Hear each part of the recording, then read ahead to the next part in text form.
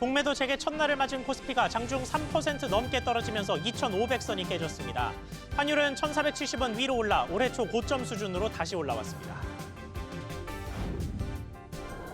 미정산 사태를 맞은 명품 플랫폼 반란이 결국 기업 회생을 신청했습니다. 최형록 반란 대표는 회생 인가 전 인수합병을 추진하겠다고 밝혔습니다. 우원식 국회의장 주재로 여야 원내대표가 추경안을 논의했지만 별다른 성과를 내지 못하고 오후에 다시 만나기로 했습니다. 더불어민주당은 정부의 10조 원 규모 추경안이 민주당 제안에 한참 못 미친다고 비판했습니다. 지난달 전국 악성 미분양이 11년 만에 최대치를 기록했지만 서울에서는 아파트 매매가 1.5배 가까이 급증한 것으로 나타났습니다. 특히 토지거래 허가구역 해제 기간 동안 15억 원 넘는 고가 아파트의 거래 비중이 크게 늘었습니다.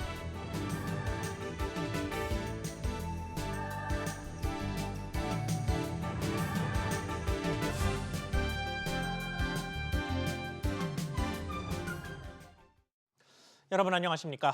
우려가 현실이 된 하루입니다.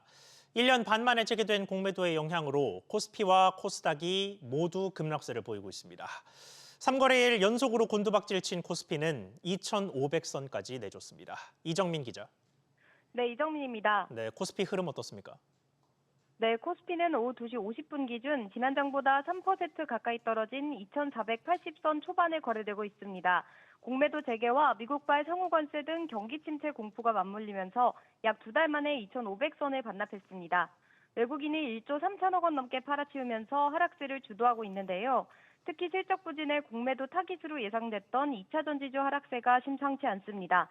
LG 에너지솔루션은 6% 떨어진 33만 4천 원 선에 거래 중이고 삼성 SDI는 4.9%, 포스코 퓨처엠도 7.1% 떨어졌습니다.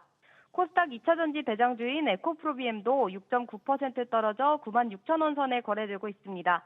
이에 따라 코스닥도 전장보다 3.05% 내린 670선 초반에서 등락 중입니다. 자, 그리고 삼성전자는 많은 투자자들이 원했던 6만 전자를 달성하고 얼마 안 돼서 또 내려갔습니다. 네, 그렇습니다. 삼성전자는 3% 넘게 떨어져 다시 5만 전자로 급락했고 SK하이닉스도 나란히 4% 넘게 떨어진 19만 원 선에 거래되고 있습니다. 한미반도체는 오늘 공시한 1분기 실적이 시장 예상치를 밑돌자 10% 넘게 떨어진 6만 8,700원에 거래 중입니다. 반면 흥구석유가 4% 오르는 등 석유주는 급등하고 있습니다. 도널드 트럼프 미국 대통령이 러시아산 원유에 2차 관세를 부과할 수 있다는 소식이 전해지면서 반사수의 기대감이 작용한 것으로 해석됩니다. SBS 비즈 이정민입니다. 기업들 속보로 이어가겠습니다. 최근에 판매자들에게 정산을 해주지 못하면서 티몬 위메프 사태가 반복되는 것 아니냐는 우려가 불거졌던 명품 판매 쇼핑몰 반란이 조금 전에 기업 회생을 신청했습니다. 다만 최형록 반란 대표는 우리는 티몬 위메프와 다르다고 주장하고 있는데 취재기자 연결해 보겠습니다. 김기송 기자. 네, 김기송입니다. 네, 반란 측의 발표 먼저 정리해 보죠. 네, 최형록 반란 대표는 입점사들의 상거래 채권 변제와 반란 플랫폼의 지속 가능성을 위해서 회생 신청을 하게 됐다고 밝혔습니다. 그러면서 1분기 내에 투자 유치를 노력했지만 자금 확보가 지연돼 유동성 경색에 빠졌다고 설명했습니다. 지난해 대규모 미정산 사태를 불러온 티몬 위메프 사태와는 다르다고 선을 그었는데요. 최 대표는 해당 사례와 본질적으로 다르다면서 일반 소비자에게 금전적 피해가 발생하지 않았고 미지급된 상거래 채권 규모도 반란의 월 거래액보다 적은 수준이라고 강조했습니다. 현재 반란이 판매자들에게 정산해주지 못한 금액은 100억 원대로 전해집니다. 네, 그렇게 티몬 위메프와 다르다고 해도 회사에 돈이 없어서 정산을 못하고 기업 회생에 들어간 것, 이 근본적인 구조는 똑같은데 해결책은 뭡니까? 네, 최 대표는 회생 계획안 인가 전에 외부 인수자를 유치하겠다며 이번 주 중 매각 주관사를 지정하겠다고 말했습니다. 하지만 내수 침체로 인한 수요 급감으로 반란뿐만 아니라 다른 플랫폼들도 적자에 허덕이는 상황에서 인수자를 찾을 수 있을지에 대한 의문이 생깁니다. 이런 가운데 반란 쇼핑몰은 사실상 정상 판매가 중단된 상황인데요. 카드사와 PG사들이 반란 서비스를 중단하고 철수했습니다. SBS 비즈 김기송입니다. 롯데리아 대표 제품인 새우버거 패티에서 항생제 성분이 검출된 것으로 확인됐습니다. 소비자에게 팔리기 전에 통관해서 발견되긴 했는데 자연산을 쓴다던 롯데리아 새우에서 왜 항생제가 나왔는지는 회사도 명확한 설명을 하지 못하고 있습니다. 정대한 기자. 네, 정대한입니다. 네, 취재된 상황 전해주시죠. 네, 식품의약품안전처 관계자에 따르면 롯데리아의 운영사인 롯데 GRS가 베트남 현지 공장에서 생산해 최근 국내에 들여오려던 새우 패티에 대해 수입 통관 검사 과정에서 부적합 판정이 내려졌습니다. 해당 패티는 국내 롯데리아 매장에서 리아 새우 버거에 들어가는 패티인데요. 식약처 조사 결과 항생제의 일종인 독시사이클린이 기준치의 4배에서 최대 7배 넘게 검출됐습니다. 독시사이클린은 인체 의약품에도 쓰이지만 주로 가축이나 양식 어류에 쓰이는 항생제 성분으로 이를 섭취할 경우 구토, 발진 등의 부작용이 우려되는데 국내에서 항생제는 의사의 처방이 있어야만 복용할 수 있는 전문 의약품으로 분류됩니다. 자, 그러면 이와 관련해서 롯데리아의 설명은 어떻습니까? 롯데리아 측은 해당 패티는 통관 과정에서 적발된 만큼 베트남 현지에서 폐기 처분될 예정이며 국내 매장에는 유통되지 않았다고 밝혔습니다. 그러면서 롯데리아 새우버거 패티는 원칙적으로 자연산 새우를 사용하고 있는데 양식 새우에 쓰일 수 있는 해당 항생제가 어떻게 혼입된 것인지 조사를 진행하겠다고 설명했습니다. 해당 패티를 제조한 곳은 롯데 GRS의 베트남 법인 롯데 FNG 베트남인데요. 현지 롯데리아와 함께 국내 롯데리아용 식자재 일부도 생산, 납품하고 있습니다. SBS 비즈 정대한입니다. 경기 상황으로 이어가겠습니다. 또 물가 인상 소식입니다. 신세계그룹의 편의점 이마트24가 편의점 택배비 인상 대열에 내일부터 합류합니다. 여기에 4월이 시작되는 내일 식음료 가격도 줄 인상이 예고됐습니다. 서주연 기자. 네, 서주연입니다. 네, 새로운 소식 택배비 상황을 좀 먼저 보죠. 네, 어깨에 따르면 CU와 GS25에 이어 이마트24도 내일부터 국내 택배 요금을 중량별로 최대 200원 인상합니다. 수요가 많은 무게 4kg 이하인 택배에 적용되는데요. 다만 4에서 5kg 택배비는 유지하고 5에서 20kg 이하는 100원 낮추기로 했습니다. 이마트24 측은 택배사 운임, 인건비 등 비용 증가에 따라 요금을 인상한다고 설명했습니다. 앞서 이마트24의 택배 배송을 대행하는 국내 1위 물류사인 CJ 대한통운은 편의점과 온라인 쇼핑몰 등 기업 고객에 대한 택배비를 최대 100원 올린다고 통보했습니다. 자, 그리고 내일부터 줄줄이 오르는 것으로 예고된 먹거리들도 많았는데 이 내용도 전해주시죠. 네, 당장 내일부터 맥주와 라면, 우유, 햄버거 등의 가격이 한꺼번에 오릅니다. 오비맥주 카스는 편의점 기준 100에서 250원, CJ 제일제당의 비비고 만두는 10% 정도, 또 오뚜기 3분 카레와 짜장도 300원 인상됩니다. 가성비 끼니로 관심이 높아진 햄버거마저 롯데리아와 노브랜드 버거 등의 가격을 올리면서 기본 메뉴인 불고기 버거 단품 가격이 5,000원대가 됩니다. 기업들은 재료비와 인건비 부담 상승을 인상 이유로 들고 있지만 전국이 혼란스러운 틈을 타고 가격 인상을 앞당긴 것이 아니냐는 지적도 나옵니다. SBS 비즈 서주연. 물가는 곳곳에서 오르는데 정부 고가는 여전히 불안합니다.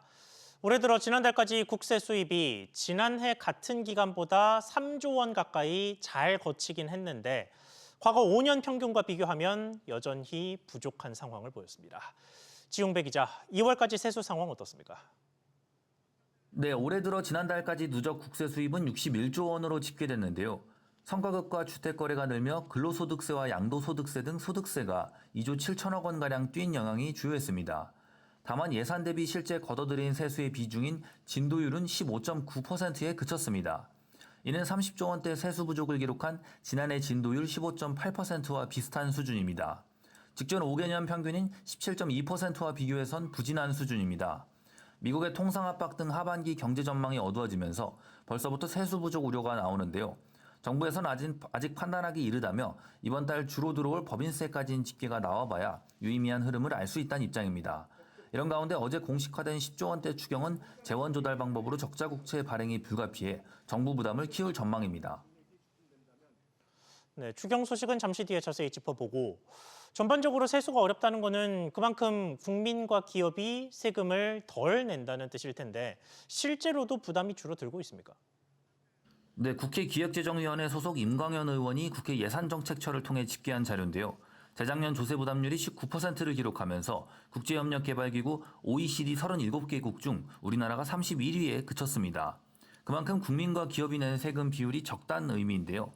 조세 부담률은 2015년 16%에서 7년 사이 22%까지 점차 상승하다가 이듬해 기업 경기 악화에 따른 법인세 감소로 3.1%포인트 하락한 19.0%를 기록했습니다.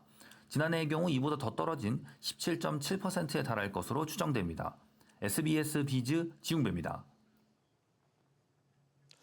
오르는 물가와 어려운 경기, 여기에 역대 최대 피해의 산불 사태까지 겹치면서 정부가 10조 원 규모의 추가 경정 예산 편성을 공식화했습니다. 다만 이를 승인할 여야가 기싸움을 이어가고 있어서 접점을 찾지 못하고 있습니다. 국회 상황 짚어보겠습니다. 우형준 기자. 네, 우영준입니다. 네, 먼저 오전에 여야 원내대표의 회동이 있었죠. 어떻게 진행됐습니까? 네, 우원식 국회의장 주재로 권성동 국민의힘 원내대표와 박찬대 더불어민주당 원내대표가 회동했습니다. 우선 국민의힘은 대규모 산불 피해 지원을 위해 필요한 조치라며 4월 중 여야 합의로 추경안 처리를 촉구했습니다. 반면 더불어민주당은 앞서 제안한 35조 원 규모 추경안에 한참 못 미치고 있다며 정부 제안을 비판했습니다. 민주당은 민생 회복 소비 쿠폰 약 13조 원과 지방 정부 지역 화폐 발행 지원 2조 원 등이 반영돼야 한다는 입장입니다. 정부 추경안이 제출되더라도 민생 지원 예산이 최대 쟁점이 될 것으로 보입니다. 네, 아무래도 마은혁 헌법재판관 임명 문제를 둘러싼 대립도 영향을 미치고 있을 텐데 또 재난지원에 쓸 수 있는 예산의 규모를 두고도 의견이 엇갈리고 있다면서요? 네, 국민의힘은 이번 산불 피해로 쓸 수 있는 예비비 중 가용 재원은 4천억 원에 불과하고 즉시 사용할 수 있는 부처별 재난복구비도 2천억 원에 불과한 것으로 보고 있습니다. 기재부에서도 각 부처의 재난복구비 중 투입 가능한 금액은 2천억 원으로 보고 있는데 아직 산불 대응을 위해 예비비를 증액할지 부처 예산을 늘릴지 등에 대해선 아직 결정된 바 없다는 입장입니다. 반면 민주당은 산불 대응에 예비비 2조 4천억 원과 부처별 재난재해 대책비 9,270억 원, 여기에 재해복구 국고 채무부담 1조 5천억 원을 합해 약 4조 8천억 원을 투입할 수 있다고 주장하고 있습니다. 오전까지 협의가 이뤄지지 않자 여야는 오후 4시에 다시 만나 협의에 나서기로 했습니다. SBS 비즈 우영준입니다. 그나마 지난달에는 우리나라 경기가 반등에 성공한 것으로 나타났습니다. 생산과 소비, 투자 세 지표가 모두 2달 전에 감소한 뒤 지난달에 상승하는 흐름을 보였는데 조금 더 자세히 뜯어보겠습니다. 김한진 기자, 우선 생산은 얼마나 늘었습니까? 네, 통계청에 따르면 지난달 전 산업 생산 지수는 111.7로 전달보다 0.6% 늘었습니다. 지난해 12월에 1.8%가 늘고 설 연휴가 꼈던 1월에 3% 줄었다가 한 달 만에 다시 오름세로 돌아섰습니다. 광공업 생산은 광업에서 5% 넘게 줄었지만 전기, 가스업에서 6% 넘게 늘고 제조업에서 1% 가까이 늘며 전월 대비 1% 증가했습니다. 서비스업 생산은 도소매와 금융, 보험에서 크게 늘며 전체는 0.5% 증가했는데 내수와 밀접한 숙박, 음식점업은 3% 줄며 2022년 2월 이후 3년 사이에 감소폭이 가장 컸습니다. 건설업 생산은 지난해 8월 이후 계속 줄다가 7개월 만에 증가 전환했습니다. 네, 소비와 투자 지표는 어떻습니까? 네, 소매 판매 지수는 승용차 등 내구재 소비가 13% 넘게 늘면서 전달보다 1.5% 증가했습니다. 지난해는 2월 말 시작했던 전기차 보조금 집행이 올해는 2월 초부터 이뤄지면서 승용차 판매가 상대적으로 일찍 크게 늘어난 영향으로 풀이됩니다. 다만 음식료품 등 비내구재와 신발, 가방 등 준내구재는 2% 안팎으로 줄면서 고물가로 위축되는 흐름을 보였습니다. 설비 투자는 반도체 제조용 기계 등 기계류와 자동차 등 운송 장비에서 투자가 늘면서 전달보다 18.7% 증가했습니다. 현재 경기 상황을 보여주는 동행종합지수 순환 변동치와 향후 경기 국면을 예고하는 선행종합지수 순환 변동치 모두 0.1포인트 올랐습니다. SBS 비즈 김한진입니다. 다음으로 부동산 소식 전하겠습니다. 지난달 전국의 악성 미분양 주택이 11년 만에 최대치를 기록했습니다. 하지만 서울은 홀로 타오르면서 매매가 1.5배 가까이 급증했습니다. 윤지혜 기자, 먼저 악성 미분양부터 짚어보겠습니다. 그러니까 새 집을 다 지어놓고도 집주인을 못 찾은 경우가 많아졌다는 얘기인데 그게 얼마나 됐습니까? 국토교통부가 발표한 2월 주택 통계에 따르면 악성으로 분류되는 준공후 미분양은 23,700가구에 달했습니다. 이는 전달보다 3.7% 증가한 수준으로 2013년 10월 이후 11년 4개월 만에 최대치, 그리고 2023년 8월 이후 19개월 연속 증가했습니다. 이 가운데 지방 물량이 전체의 81%를 차지했는데요. 공급 선행 지표인 주택 인허가와 착공 등 물량도 전달보다 부진했습니다. 2월 전국 주택 인허가 물량은 12,500가구로 전달보다 44% 감소했는데 수도권 주택 인허가는 53%가 줄었습니다. 승인이나 분양 물량도 지난달 5,380가구로 27% 줄어든 가운데 수도권 분양은 아예 전무했습니다. 네, 그렇다면 서울은 상황이 어땠습니까? 네, 이사철을 맞아 지난달 주택 매매 거래량은 전달보다 32% 증가했는데요. 이 중에서도 특히 서울의 아파트 매매가 전달보다 46% 늘며 큰 폭의 증가세를 나타냈습니다. 서울 아파트 매매량이 반등한 건 7개월 만입니다. 금리 인하 기대감에 더해 서울 일부 지역의 토지거래 해제가 맞물린 영향으로 분석됩니다. SBS BG 윤재입니다. 서울의 토지거래 허가제의 영향 자세히 뜯어보겠습니다. 시간 순으로 보면 오세훈 서울시장이 규제 해제의 가능성을 언급한 게 지난 1월 14일, 이후에 2월 13일에 실제 해제가 이루어졌고 이달 24일부터 확대 재지정이 이루어지면서 다시 거래가 묶였습니다. 이렇게 지정과 해제를 반복하는 과정에 서울 내 거래를 뜯어봤더니 특히 강남의 아파트 거래가 들썩였던 것으로 나타났습니다. 주례기자 연결해 보겠습니다. 박연신 기자, 토지거래 허가제 영향이 어땠습니까? 오세훈 서울시장이 강남군의 토지거래 허가구역 해제 가능성을 언급했던 지난 1월 14일부터 이달 30일까지 거래 신고된 아파트의 28.8%가 15억 원 초과 아파트였는데요. 이는 지난해 11월부터 지난 1월 13일까지 이뤄졌던 거래 가운데 15억 원 초과 아파트 비중인 24.3%보다 4.5%포인트 상승한 것으로 나타났습니다. 특히 15억 원 초과 가운데서도 15억 원에서 30억 원 구간의 아파트 거래량이 23.5%로 집계됐는데요. 이는 토어제 해제 언급 직전 이뤄졌던 거래 비중인 19%보다 증가폭이 커진 겁니다. 실제 토어제가 잠시 풀렸던 잠실과 삼성, 대치, 청담 지역의 15억 원 초과 비중은 지난달 13일부터 이달 30일까지 30%에 가까운 것으로 조사됐습니다. 자, 그렇다면 같은 기간 동안 중저가 아파트들의 거래는 어땠습니까? 9억 원을 기준으로 9억 원 이하 아파트 거래 비중은 토어제 해제 언급 전 48.3%에서 언급 후 38.4%로 10%포인트 감소했는데요. 이 중 6억 원 이하 아파트 거래 비중은 토어제 해제 언급 전후로 24.1%에서 16.3%로 감소한 것으로 나타났습니다. 지난달 거래량을 살펴보면 고가 아파트가 몰린 지역의 거래량 수가 상위를 기록했는데요. 지난달 서울 아파트 거래 건수는 6,141건으로 송파구가 612건으로 1위를 기록했고 이어 강남, 강동, 서초구 순이었습니다. SBS BG 박연신입니다.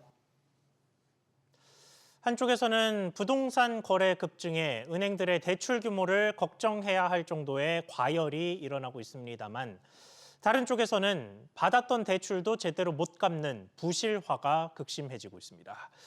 우리 경제의 대표적 약한 고리인 자영업자들의 연체율에 비상이 걸렸습니다. 신채연 기자, 저축은행이 특히 문제라고 하던데 상황 어떻습니까? 네, 한국은행에 따르면 지난해 4분기 말 개인 사업자들의 저축은행 대출 연체율은 11.7%로 집계됐습니다. 1년 전보다 4%포인트 넘게 뛰었고 2015년 2분기 이후 9년 6개월 만에 최고치입니다. 카드사와 캐피탈 등 여신 전문금융사 개인사업자 대출 연체율도 3.67%로 10년 6개월 만에 가장 높은 수준입니다. 보험사 연체율도 1.46%로 5년 6개월 만에 최고치를 나타냈습니다. 네, 이런 연체율 말고도 부실 상황을 볼 수 있는 지표들이 더 있을 텐데 종합적인 상황은 어떻습니까? 네, 자영업 대출자 10명 중 6명은 3곳 이상에서 대출을 받은 다중채무자였습니다. 자영업 다중채무자 1명당 대출 규모는 평균 4억 3천만 원이었는데요. 3년 만에 가장 많은 수준입니다. 한국은행은 높은 대출금리와 서비스업 경기 부진으로 자영업자의 채무 상환 능력이 저하되면서 연체율이 상승했다며 개별 자영업자의 상환 능력과 의지에 따라 금융 지원과 채무 조정 등의 방안을 차별적으로 적용하는 것이 효과적이라고 진단했습니다. SBS 비즈 신채원입니다. 정책 대출에서는 빚을 못 갚는 사람들의 구제 대책을 확대하는 모습이 나타나고 있습니다. 보금자리론 등을 취급하는 주택금융공사가 원금 상환 유예 제도를 확대하는 것으로 확인됐습니다. 정동진 기자, 원금 상환 유예라고 하면 일정 기간 동안은 원금은 그대로 두고 이자만 낼 수 있게끔 해주는 제도인데 이걸 확대한다는 거죠. 그렇습니다. 대상은 보금자리론과 적격대출입니다. 주택금융공사는 채무조정 관련 개정안 사전 예고를 통해 원금 상환의 최대 유예 횟수를 기존 3회에서 5회, 최대 유예 기간을 기존 3년에서 5년으로 확대하겠다고 밝혔습니다. 아울러 만 19세 미만 자녀가 둘 이상인 다자녀 가구와 연간 사업소득이 2,500만 원 이하인 소상공인을 상환유예 대상에 추가합니다. 다자녀 가구라면 주민등록 등본이나 가족관계 증명서를, 소상공인이라면 소상공인 확인서와 최근 1년간의 소득 확인 서류를 제출해야 합니다. 기존에는 실직이나 폐업, 소득감소 등에 따른 일시적인 자금난으로 원리금 상환이 어려워진 차주를 대상으로 상환유예 신청을 받았는데요. 앞으로는 자녀가 둘 이상이기만 하면 소득감소와 상관없이 보금자리론의 원금 상환유예 신청이 가능해집니다. 네, 그러니까 극단적으로 해석하면 한계에 몰리기 한참 전부터도 제도를 쓸 수 있게 된다는 건데 이런 움직임의 배경은 뭡니까? 주금공 관계자는 저출생 문제 그리고 경기 침체에 따른 차주의 부채 부담과 연체 증가에 선제적으로 대응하고자 원금 상환 유예를 확대했다고 밝혔습니다. 아울러 대상 확대로 향후 상환유예 신청이 늘어날 것으로 예상된다고 덧붙였는데요. 실제로 금융감독원에 따르면 올해 1월 기준 국내은행의 개인사업자 대출과 가계대출의 연체율은 각각 0.7%와 0.43%로 해마다 계속 상승하고 있습니다. 또한 지난해 보금자리론의 원금 상환 유예 건수는 14,751건으로 전년 대비 70% 증가하는 등 해를 거듭할수록 늘어나고 있습니다. SBS 비즈 정동진입니다. 삼성전자가 더 똑똑해진 인공지능을 탑재한 가전 신제품을 대거 공개했습니다. 국내 가전 시장에서 점유율을 높이고 있는 중국 제품을 의식해 특히 보안성을 강조했는데 어떤 제품들을 내놨는지 김동필 기자가 그 현장에 다녀왔습니다. 냉장고 문 열어줘. 따로 빅스비를 호출하지 않아도 목소리를 구분해 알아듣습니다. 냉장고에 사과 등 식재료를 넣으면 알아서 사과로 인식하고 저장하는데 관련 레시피 검색도 돕습니다. 조리기구 움직임에 따라 자동으로 화구도 이동하고 터치 한 번으로 오븐 내부 청소를 할 수도 있습니다. 올해는 더 똑똑한 생성형 AI를 탑재해 문맥 파악은 물론 자연스러운 대화로 기능을 제어할 수 있게 했습니다. 저희 신제품은 하드웨어 혁신뿐만 아니라 AI 연결을 통해 고객이 귀찮고 어렵고 힘들어하는 문제들을 알아서 해결해주는 수준까지 진화했습니다. 삼성전자는 중국이 선도하는 로봇 청소기 시장에도 1위 도전장을 냈습니다. 딥시크로 불거진 중국 제품의 보안 논란을 겨냥한 발언도 눈길을 끌었습니다. 올해는 1등 해야죠. 그래서 굉장히 많은 신제품들이 나왔고요. 가장 중요한 부분이 저희가 생각할 때 보안이지 않을까 생각을 하고 있고 안심하시고 쓰실 수 있는 제품들을 저희가 만들었으니까 이번에도 더 좋은 실적을 기대하고 있습니다. 삼성전자는 가전이 수집하는 개인정보를 보안칩에 따로 보관하는 한편 양자 내성 암호까지 갖춰 보안 우려가 불거진 중국 제품의 추격을 따돌릴 계획입니다. SBS 비즈 김동필입니다.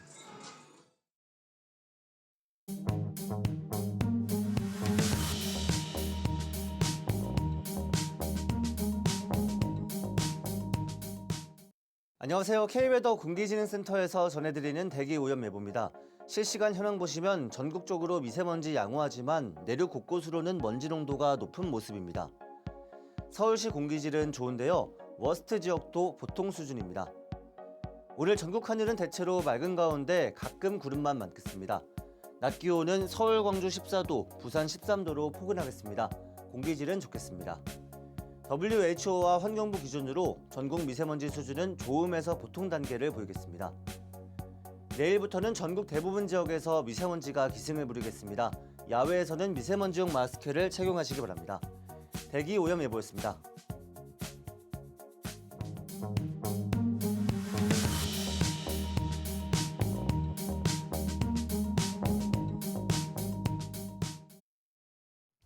뉴스 마치겠습니다. 시청해주셔서 고맙습니다.